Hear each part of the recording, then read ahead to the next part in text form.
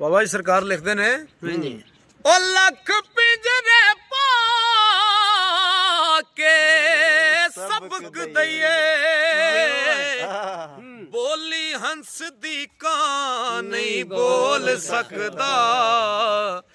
ਹੰਸ ਭੁੱਖ ਦੇ ਨਾਲ ਤਬਾਹ ਹੋ ਜਾਏ ਗੰਦ ਮੰਦ ਰੂੜੀ ਨਹੀਂ ਫੋਲ ਸਕਦਾ ਅੱਲਾ ਨਬੀ ਦੇ ਪਿਆਰ ਦੀ ਰਮਕ ਸੀਨੇ ਬੰਦਾ ਓ ਨਹੀਂ ਹੱਕ ਤੋਂ ਡੋਲ ਸਕਦਾ ਉਥੋਂ ਜਾਨ ਬਚਾ ਸਰਦਾਰ ਸਾਈਆਂ ਬਿਨਾ ਸੋਚਿਆ ਮੂੰਹ ਜੋ ਖੋਲ ਸਕਦਾ ਤੇ ਨਸਲ ਦੀ ਗੱਲ ਹੈ ਸਰਕਾਰ ਲਿਖਦੇ ਨੇ ਉਹ ਫਿਤਰਤ ਨਹੀਂ ਕਿਸੇ ਦੀ ਬਦਲ ਸਕਦੀ ਭਾਵੇਂ ਜੋ ਜਤਨ ਜਿੰਨੀ ਵਾਰ ਕਰੀਏ ਬੂਟੇ ਅੱਕ ਦੇ